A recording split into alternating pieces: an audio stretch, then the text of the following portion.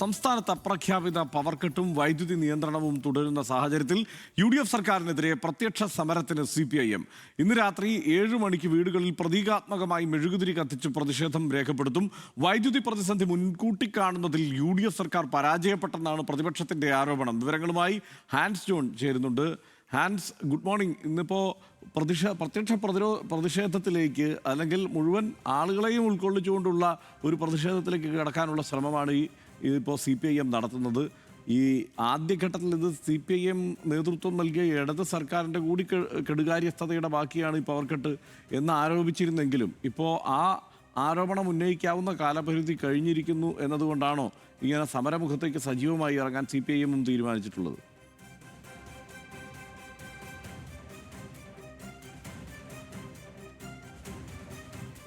Hans ജോണിൻ്റെ call കട്ടായിട്ടുണ്ട്, ഇപ്പം തിരിച്ചു വരും. അതായത് ഈ പവർ കട്ട് എന്നുള്ളത് യാഥാർത്ഥ്യമായി ഇങ്ങനെ തുടരുകയാണ്. കഴിഞ്ഞ ദിവസം വൈദ്യുതി മന്ത്രി സണ്ണി ജോസഫ് പറഞ്ഞത് പ്രശ്നങ്ങൾ ഏതാണ്ട് അവസാനിച്ചു, ഇതിൻ്റെ പരിഹാരം ഏതാണ്ട് കണ്ടു, അത് യാഥാർത്ഥ്യമാകാൻ അല്ല അനുഭവവേദ്യമാകാൻ കുറച്ച് സമയം കൂടി വേണ്ടി വരും എന്നതായിരുന്നു. ഇപ്പോഴും പവർ കട്ട് തുടരുന്ന സാഹചര്യത്തിലാണ് സർക്കാരിനെതിരായ സജീവമായ ഒരു പ്രത്യക്ഷ സമരത്തിലേക്ക് CPIM കടക്കുന്നത്. ഹാൻസ് ചേരുന്നുണ്ട്. ഹാൻസ്, ഇത് സർക്കാരിനെതിരെ ഒരു സമ്പൂർണ്ണ സമരം എന്ന നിലയ്ക്ക് സംസ്ഥാന വ്യാപകമായി ആഹ്വാനം ചെയ്ത് നടക്കുന്ന UDF സർക്കാരിനെതിരായ ആദ്യ സമരമായി വേണമെങ്കിൽ കാണാം.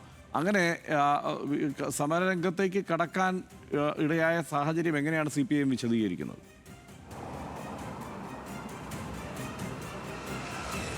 Harshan, good morning. UDF സർക്കാർ അധികാരത്തിലേറിയപ്പോൾ തന്നെ പ്രതിപക്ഷ നേതാവ് പിണറായി വിജയൻ പറഞ്ഞതാണ്, ഞങ്ങൾ പെട്ടെന്ന് ഒരു പ്രത്യക്ഷ സമരത്തിലേക്ക് അല്ലെങ്കിൽ ഒരു ആക്രമണത്തിലേക്ക് കടക്കില്ല സർക്കാരിനെതിരെ.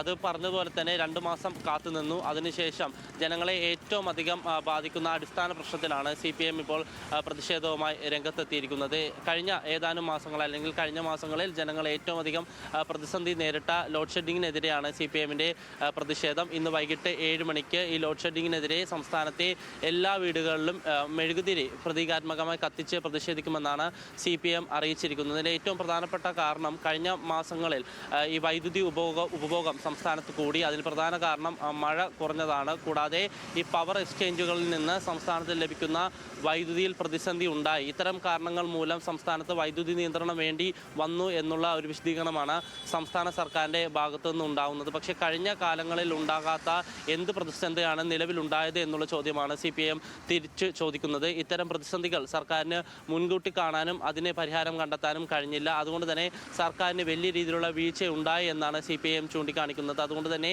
ഈ ലോഡ് ഷെഡിങ് എന്നുള്ള വിഷയം മുൻ നിർത്തിക്കൊണ്ട് സർക്കാരിനെതിരെ ജനവികാരം ശക്തമാക്കാനുമാണ് ഇപ്പോൾ CPIM തീരുമാനിച്ചിരിക്കുന്നത്. ഹർഷൻ,